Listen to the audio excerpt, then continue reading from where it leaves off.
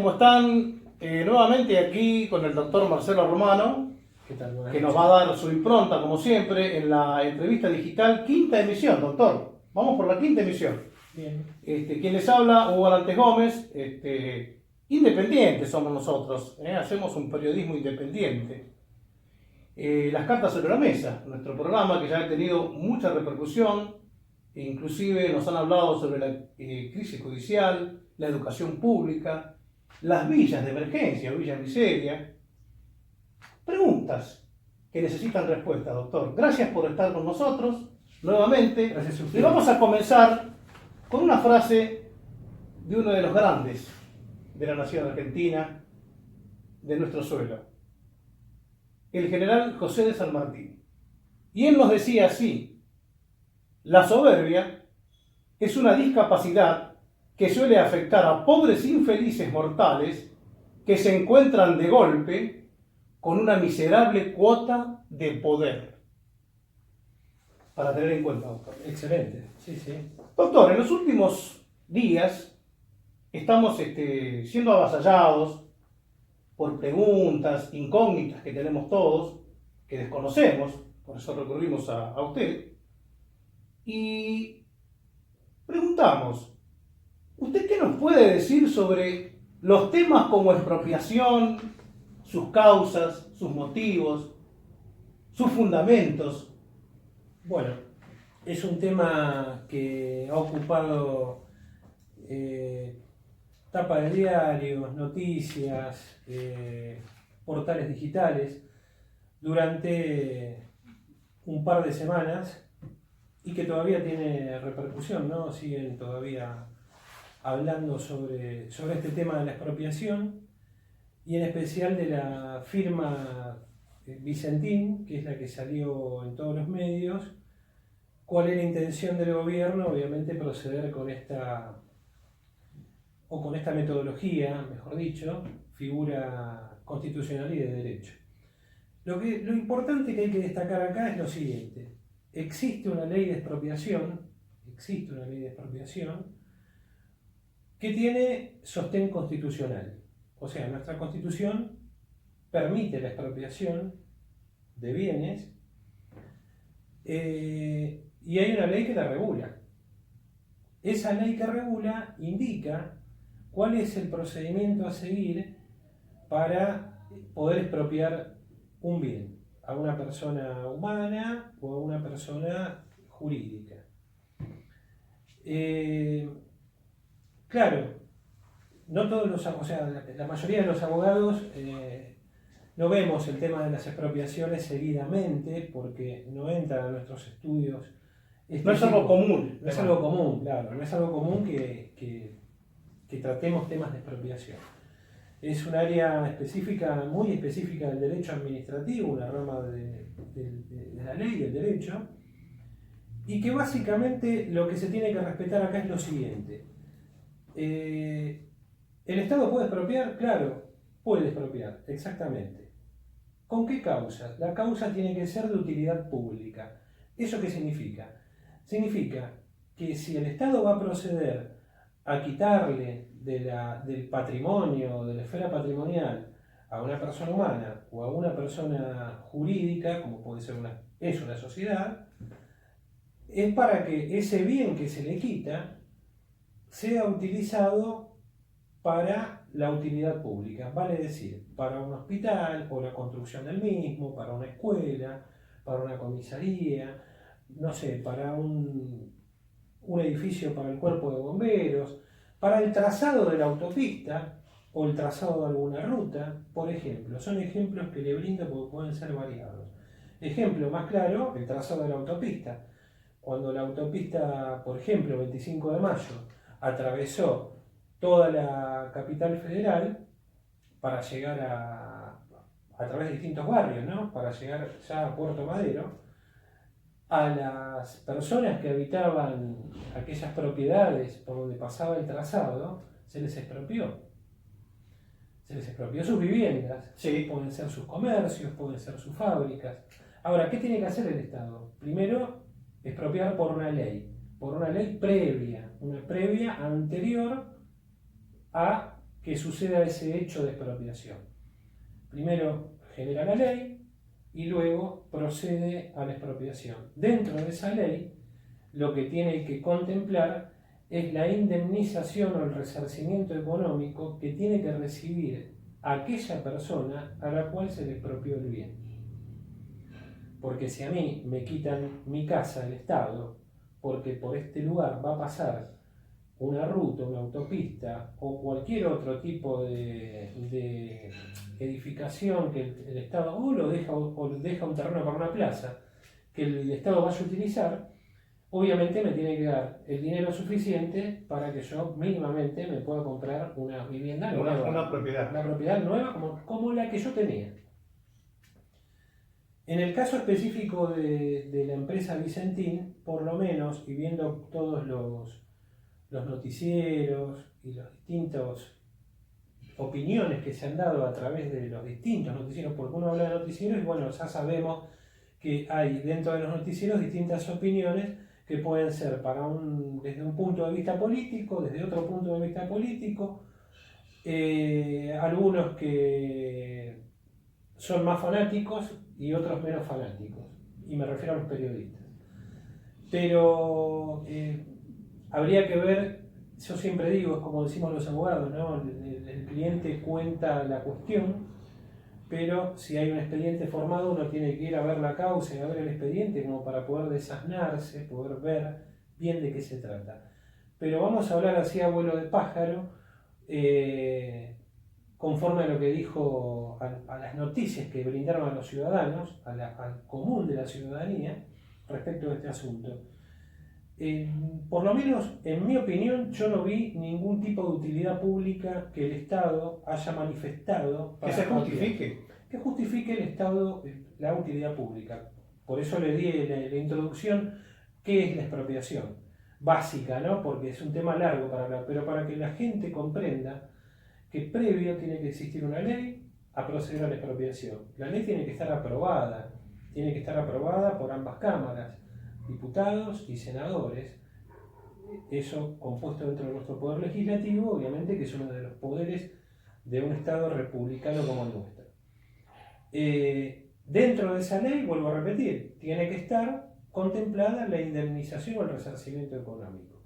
Yo no encontré para Vicentín una causa de utilidad pública por parte del Estado. Una causa que a nosotros nos diga realmente como ciudadanos, vamos a expropiar porque es necesario expropiar, porque vamos a hacer tal o cual obra, tal o cual cuestión. Hay una parte del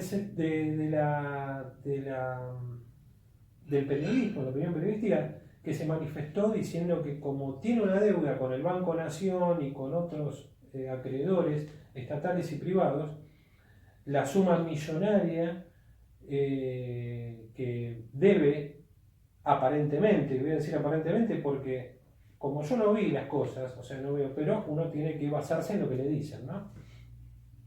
Esa suma millonaria no la ha podido pagar o no la pagó, no cumplió con los acreedores en el tiempo que tenía que cumplir.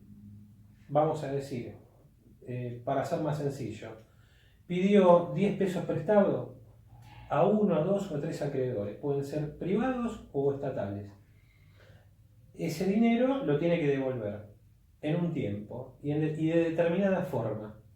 Si no cumple en el tiempo, obviamente no va a cumplir en la forma de devolución, en las fechas de vencimiento, se produce una caída de esa deuda, ese estado de deuda, esa morosidad por la cual atraviesa en este caso el deudor, que sería Vicentín, va a ser reclamada por los distintos acreedores, uno o todos. Ahora, del otro lado, Vicentín, como si las sumas son millonarias, como es lo que dicen, tiene el derecho de poder concursarse. Y acá vamos a hablar de otra ley. Hablamos de una ley de quiebras. Esa ley de quiebras también puede ser para las personas físicas y o personas humanas, como dice la ley nuestra hoy, o para también las personas jurídicas, que también incluye a Vicentín, que es una sociedad. Entonces, si Vicentín debe y no puede pagar, puede pedir un concurso preventivo de acreedores. a través de... Convoca a los deudores para negociar. Convoca a los acreedores. Acreedores. A los acreedores para poder negociar la deuda que mantiene con ellos. Ese proceso lo lleva a cabo un juez competente en la materia.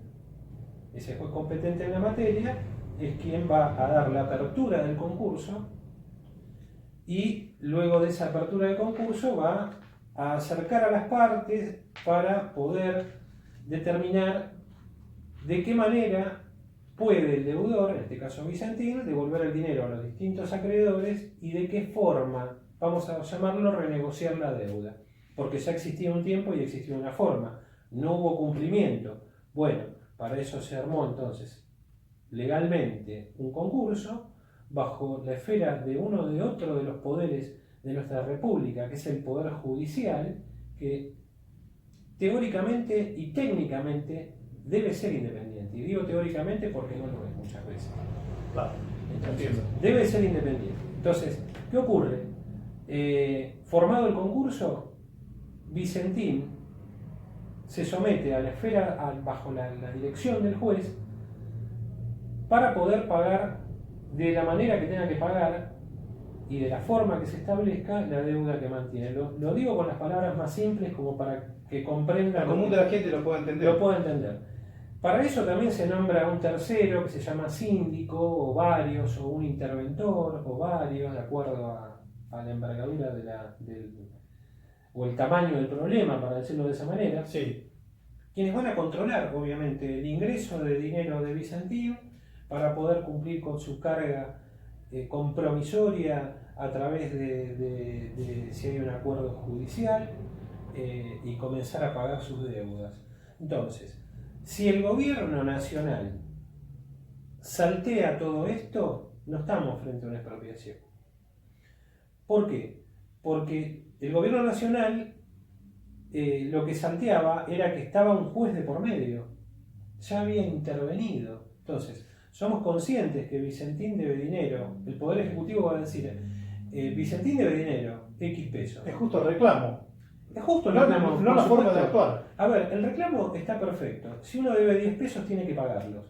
¿Correcto? Y si uno incumple, bueno, existe el Poder Judicial a través de los distintos mecanismos para poder hacer que esa persona a la cual se le debe se le cumpla. Lo que no se puede hacer es arbitrariamente, de manera arbitraria, como aparentemente, y vuelvo a decir aparentemente porque uno no está metido en el expediente, no está metido realmente en la situación de derecho. Entonces, pero a la simple vista veo que es arbitrario pretender quedarse y apropiarse de una empresa bajo una figura jurídica y bajo una figura constitucional como es la expropiación. No respetar los canales legales es encontrarnos frente a un gobierno no democrático. Entonces, si van a hacer las cosas de esta manera, bueno, declaren estado de sitio y hagan las cosas de una manera de facto. Totalmente. Como lo hicieron en otros gobiernos, en otros países. Y si no, hay que respetar los canales legales. Los pasos que se tienen como que seguir, corresponde, como debe ser. como tiene que ser, como tiene que ser.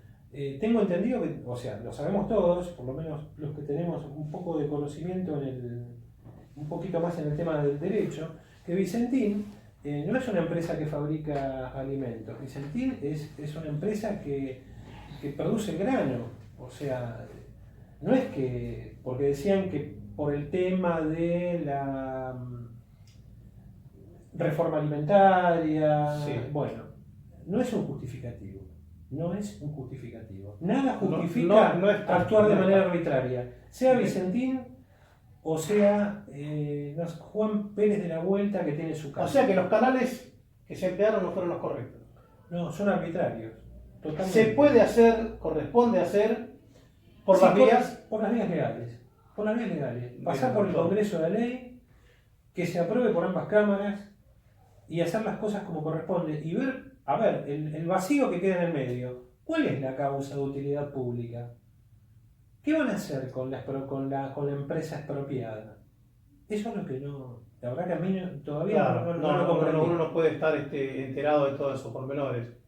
que son justamente los que llevan a estas cuestiones. O sea, saber esos pormenores, la mala información lleva a la mala opinión. Entonces, por eso soy cuidadoso con lo que digo, porque sí le explico cómo es la ley de expropiación, sí voy a dar mi opinión respecto del trabajo periodístico, que me parece que no está completo, porque hay cosas que no se dicen, porque si realmente hay una causa de utilidad pública, todos los ciudadanos tenemos que saber, tenemos el derecho a saber. Por supuesto. Porque es el dinero nuestro, en definitiva. Totalmente, a través de nuestros impuestos, a través de todo lo que pagamos diariamente, ¿no? Doctor, magnífico. Da para mucho esto. Da para mucho, pero bueno, sí. vamos aclarando porque necesitamos ir sabiendo la parte técnica que uno desconoce. Seguro. Y su explicación es más que abundante para nuestro conocimiento. Vale. Doctor, seguimos con las preguntas. Nos preguntan muchas cosas. Hemos tenido muy buena repercusión gracias a su impronta de ayornarnos con su conocimiento. ¿Qué opina usted sobre la designación, por ejemplo, que el gobierno nacional lleva adelante, y en especial a la designación de la hermana del señor Firmenich en el Gabinete Nacional? Hombre cuestionado, señor Firmenich. Historia argentina lo ha cuestionado, ha tenido un pasado, se puede decir, negativo para algunos, para otros no, pero que es una figura controversial. Bueno, es un tema álgido, ¿no? Porque Difícil.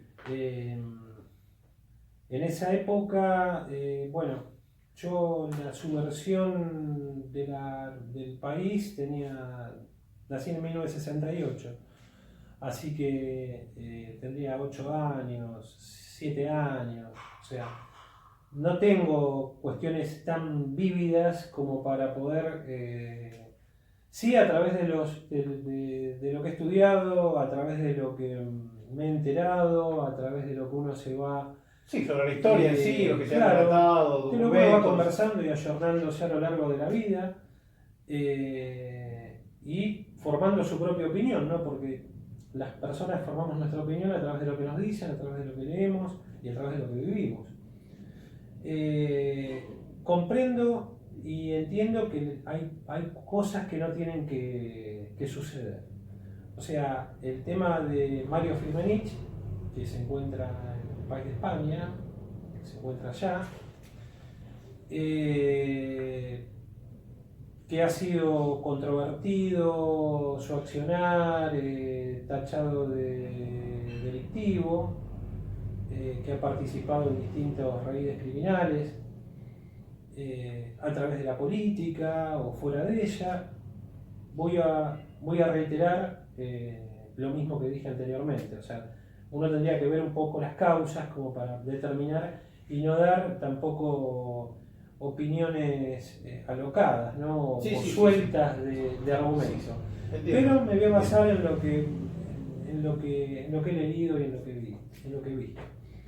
De ser cierto todo esto, no considero que sea prudente para la política argentina, ni tampoco para las políticas venideras, que sean incorporadas personas que estén con su moral y con su accionar o con parte de su moral familiar oscura. Lo digo con todo respeto porque, vuelvo a repetir, no lo sé, pero si es así, no es bueno, porque parece utópico lo que voy a decir, ¿no? Pero la política debería ser más transparente, por lo menos en estos aspectos de elección de personas que componen gabinetes, sean gabinetes económicos, de salud, de justicia, de desarrollo, y que son parte del gobierno nacional, provincial o municipal, o de cualquier otra, o en ese mismo aspecto, ¿no? De cualquier otra provincia que compone nuestro país. Primero fijarse quién es, no solamente en su idoneidad, sino también en su capacidad moral, porque no es que uno se rasga las vestiduras, ¿sí? Porque, a ver, cuando yo me refiero por lo menos a moral, digo que hay que fijarse qué hay por detrás, porque después son los que deciden. Y cuando deciden, hacen daño. Entonces, primero hay que fijarse, vuelvo a repetir, ¿quién es quién? Y después, bueno, una vez que sabemos quién es quién, capacidad para ocupar el cargo que va a ocupar. La idoneidad para el cargo. Transparencia en Si la yo persona, en la Por historia. eso, si yo tengo esas dos cosas, y tengo una persona sana, una persona limpia, una persona idónea, y una persona que está con ganas de ocupar un cargo político, y veo que tiene todas las capacidades, como hay muchos chicos hoy en día, hay muchas personas que están y cumplen todos estos requisitos, no entiendo por qué tengo que elegir a otro que capaz que cumple uno de esos requisitos, pero no los principales. La moral pública, ya lo hablaban nuestros próceres, usted nombró a San Martín. Sí, totalmente. Bueno, ya lo hablaban nuestros próceres, ¿no? Belgrano, San Martín, y hablo de estos dos héroes nacionales y héroes latinoamericanos, precisamente porque son los más destacados, ¿correcto? Uno libertó América, el otro creador de la bandera, entre otras cosas, porque Belgrano además abogado, militar, un montón un visionario, un adelantado a su época. Por supuesto. Pero ya hablaban de moral, hoy parece que uno habla de estas cosas y no sé, y parece que... Pareciera que volvemos siempre al pasado, Claro. a convocar a ciertos tipos de... Es feo jugar y es feo hacer críticas que no son constructivas. Yo no soy juez ni me voy a poner en el papel de juez porque, Claro. porque no corresponde. Sí corresponde colocarme en el papel de ciudadano y decir, bueno, a ver, como ciudadano quiero saber quién es esta persona. Quiero saber por qué ocupa este cargo, quiero saber por qué si está tachada y sospechada de, o pertenecía a la familia de. Bueno, queremos saber, a ver si realmente cómo son las cosas. No se trata de hacer daño, se trata de ser transparente y de que la gente se encuentre de alguna manera protegida y de alguna manera vista frente como si fuera un espejo diciendo, bueno, yo soy un trabajador, cumplo con todo lo que tengo que cumplir, quiero que del otro lado quienes me gobiernan o quien me represente, o quien sea igual, persona, sea claro. bien. O sea, no, las críticas por críticas no sirven, desde ya no, volver al pasado tampoco es bueno. No, desde ya. Pero bueno, en principio, director, ¿cómo estamos? Estamos con tiempo, ¿no? Sí, seguimos. En principio no estoy a favor, si tengo que decirlo así, digamos, espuriamente. Habría que ver bien un poquito más el tema, buscar el porqué de las cosas. Pero en principio, si es tan liviano, digamos, no. Después hay que ver bien y profundizar y bueno. Totalmente, doctor. Clarísimo, también un tema profundo. Porque una vez se pregunta, ¿y por qué esto? Habiendo gente nueva, con otras improntas, con otra capacidad, siempre tratando de buscar lo mejor para proyectar un país mejor. Seguro. Yo no soy, voy a rescatar frases. Una de las frases que voy a rescatar, que en algún momento lo dijo la expresidenta Cristina Kirchner, no soy cristinista, nada por el estilo, pero vuelvo a decir lo mismo. Las críticas por las críticas no sirven. Hay que rescatar las cosas que corresponden, buenas, y las que no, hay que obviamente desecharlas, y las que son delito hay que juzgarlas. Y tiene que pagar quien lo cometió. Dijo alguna vez que si alguien tenía algo que reclamar, que forme su partido político y que compita en las elecciones como cualquier otro ciudadano que tiene su partido político. Me parece perfecto. O sea, la gente tiene que empezar a pensar de manera cívica, de manera constitucional, en el sentido de si me quejo de quién me representa, empezar a militar a donde tenga que militar, sea en el partido A, B, C, D o el que yo vaya a formar. Entonces, hay que empezar a hacer que la gente tome conciencia. Tengo que participar para poder cambiar la historia. Yo no puedo pelear, por decirlo de una forma, no puedo pelear, no puedo discernir, no puedo discutir, no puedo participar si no me involucro. Tengo que formar parte de... Si no formo parte de la cuestión, mal puedo llegar a tener algún tipo de de participación directa o indirecta, pero tengo que participar, yo tengo que meterme en la cuestión. Y esto lo digo por todos los ciudadanos. Hay que empezar a involucrarse más. Empezar a involucrarse. Totalmente. Si estoy en desacuerdo con Juan, con Pedro, con María, con quien gobierne, bueno, tengo que empezar a involucrarme y empezar a reclamar, porque no alcanza con ir a tocar una cacerola o con ir a banderear a la avenida 9 de Julio, al obelisco y poner grandes pancartas. Es mucho más profundo esto. Claro, con eso no alcanza. Entonces, eso es parte de una escenografía. Entonces, lo que hay que hacer es, además de la escenografía, poner a los actores en el escenario. Y los mejores. Y los mejores. Como corresponde. Doctor, magnífico, magnífico. Esto a mí personalmente me preocupa como a tanta gente. En lo económico, no estamos bien. No. Yo me pregunto, a corto y largo o mediano plazo, ¿qué tenemos por delante? La Argentina en este momento no tiene nada por delante. El gobierno que está en este momento, que es el doctor Alberto Fernández, no nos ha dado hasta la fecha un plan económico. No nos ha dado. O sea, tenemos... Yo entiendo que la pandemia ha sido... Socavó la economía. terrible, pero mundialmente. Pero vamos a ser más profundos. Tomemos ejemplos de los países que están saliendo. Todos dicen, siempre ponen de ejemplo a Estados Unidos. Bueno, debe ser que nos da tal vez un ejemplo, hay que tomar los ejemplos. Yo no estoy de acuerdo en la política de Donald Trump en un montón de cosas, pero en otras tantas sí. Por ejemplo, salió de la pandemia y ofrece empleos Está recuperando el a su empleo. gente. Claro, pero tienen un plan inmediato, real. Acá solamente se habla de cuántos días más vamos a estirar el encierro la cuarentena. o la cuarentena. Sí. Se habla de que primero está la vida, después la economía. Siempre es el mismo discurso y no está mal. Obviamente que primero está la vida, después la economía. Sí, entiendo, estoy de acuerdo. Pero a la par de ese discurso tiene que haber uno más que diga cuál va a ser el plan económico para cuando empecemos a saltear las fases más graves de la pandemia. La fase más grave me refiero a la fase 1 y empezar a mirar y a quitar la niebla que nos está tapando a todos los ojos para empezar a ver un horizonte. No veo hasta ahora nada, absolutamente ¿Usted nada. entiende que no hay un acuerdo político para llegar a eso? ¿Hubo alguna vez?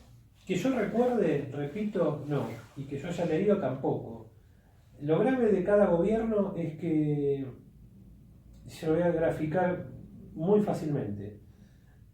Hoy gana tal partido político.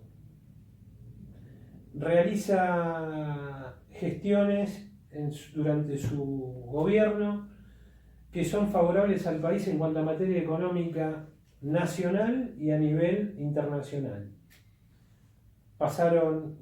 Vuelve a ganar en una reelección, supongamos que fuera así. Bueno, continúa con esa política que es exitosa. Y el país comienza a levantarse. Pasaron esos 2 periodos y después gana otro partido, X. Ahora, ese otro partido X, ¿qué hace? No continúa con esta política por cuestiones ideológicas, por cuestiones mezquinas, por cuestiones soberbias, por cuestiones políticas que realmente no se entienden. O sea, yo por lo menos no las comprendo. Entonces, ¿qué quiero decir con esto? Si usted fuera gobierno y presidente y sacó a la Argentina de alguna manera adelante o la comienza a sacar adelante a través, por ejemplo, de la fomentación de la industria argentina, ¿qué es lo que hace falta? Volver a la industria argentina, que creo que lo hablamos, Trabajo genuino. a volver al trabajo genuino, a la fabricación de nuestras cosas, desde la industria pesada hasta la fabricación, no sé, de este vaso. Entonces, comenzar y continuar, pero que el gobierno que venga, posterior, aunque sea de otra color o bandera política, lo continúen, más allá de sus propias políticas, tiene que continuarlo. Eso sería un pacto político que lo tendrían que hacer a nivel nacional y como una ley federal, inquebrantable, incorporado inclusive si hay que reformar la Constitución en nuestra Constitución nacional. Hay que pensar continuidad y restricta. Más allá de los conflictos internos de los partidos políticos, de los revanchismos que siempre existen. Usted puede ser peronista y yo puedo ser radical. Totalmente. Usted puede ser kirchnerista y yo puedo ser macrista. Usted puede ser socialista y yo no pertenecer a ninguno de estos partidos. Puedo ser un comunista ortodoxo. Pero más allá de la ideología, se ve un país quebrado, un país que se encuentra en un estado calamitoso en cuanto a toda su estructura industrial, en cuanto a toda su estructura económica, y usted, del partido que sea, lo saca adelante durante 1 o 2 periodos, y yo que soy de otro partido totalmente opuesto, no hago lo que tengo que hacer, me tendrían que juzgar. A ver, porque estoy atentando contra los bienes económicos de un país, contra una economía que estaba floreciendo y de repente vengo yo y la marchito. ¿Por qué? Porque sí. Entonces, eso se llama... No se acepta. No tiene nombre. Es inaceptable. Esas cosas tendrían que juzgar. Claro, nosotros necesitamos continuidad. No importa de qué color político sea la idea. No importa. Si es buena, tenemos que continuar. Correcto. Tenemos que presentar un proyecto alternativo donde sepamos que a un futuro vamos a tener la posibilidad de vivir dignamente, con trabajo digno, con posibilidad de crecimiento, El de trabajador educación, lo de merece. salud. El trabajador lo merece. El trabajador merece todo eso. No merece planes, No merece planes sociales. Merece trabajo genuino. Merece trabajo real. Para que todas estas cuestiones de la vida y que se suceden a lo largo de la vida, que son básicas, el tener una vivienda, el tener un descanso anual, el tener su propia movilidad, el tener su acceso a todos los servicios básicos, no, hoy en día, ¿qué lo suplantan con un plan? ¿Y creen que con un plan pueden hacer eso? No es así. Los planes vienen desde Alfonsín para acá. Plan Alimentario Nacional, el primer plan que se creó luego de la dictadura militar, con el ingreso de la democracia a nuestro país. El primer plan que se inventó fue el Plan Alimentario Nacional. Desde ahí comenzaron una serie de planes imparables hasta el año 2020. Es una vergüenza. Es una vergüenza. Inaceptable. Ninguno dijo vamos a hacer realmente trabajo genuino. Todos son cuestiones, parches sobre una tela rota. Claro, no. La solución sería, sí, si bien fueron necesarios, pero a partir de ese momento, juntar las cabezas políticas a quien corresponda y crear un plan, un proyecto alternativo hacia futuro, donde la gente se dignifique con su plata ganada Trabajando. por el trabajo. Trabajando.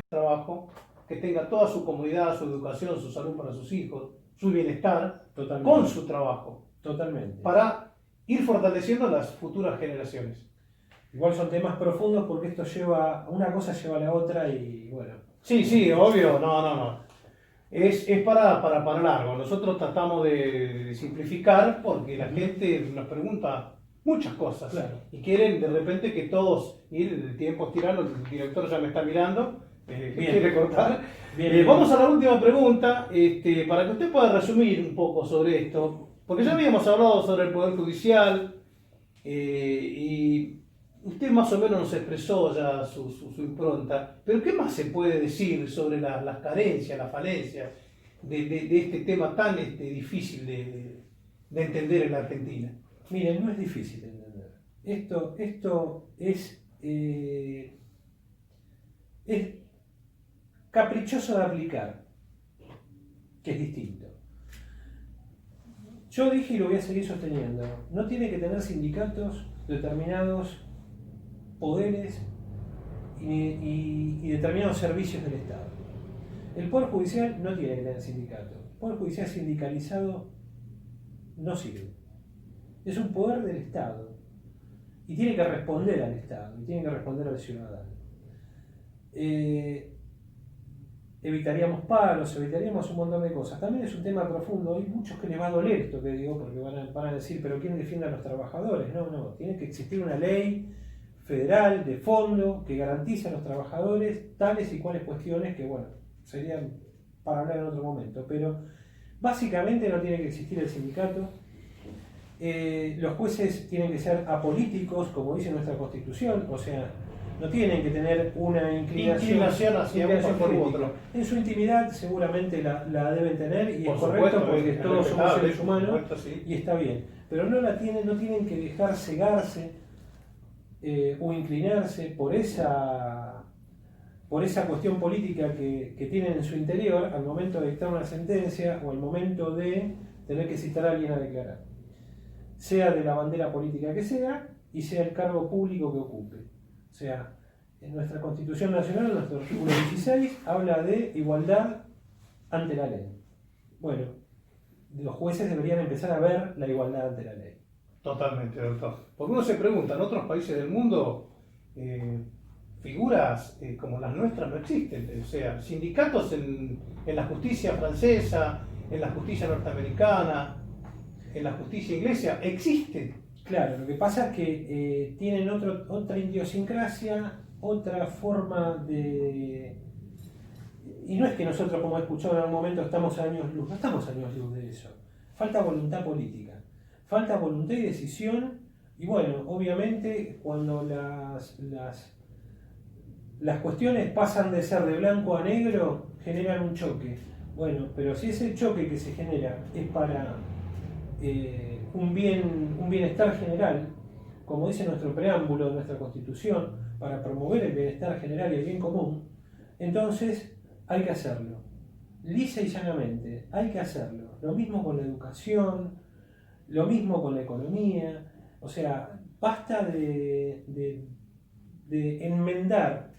Remiendo tras remiendo. No, y no es así, porque entonces llega un momento que el material que uno está remendando pierde su homogeneidad, se rompe, porque no soporta más. Entonces es lo que está pasando con la justicia, en distintos aspectos que lo estamos viendo diariamente. Entonces, todo eso hay que comenzar a cambiar, pero hay que involucrarse. Hay que formar parte. Doctor, como siempre, muchísimas gracias a ustedes por estar ahí y nos vamos a reencontrar seguramente en una sexta edición. Director, como siempre, gracias. Buenas tardes, doctor. Buenas tardes. Buenas tardes.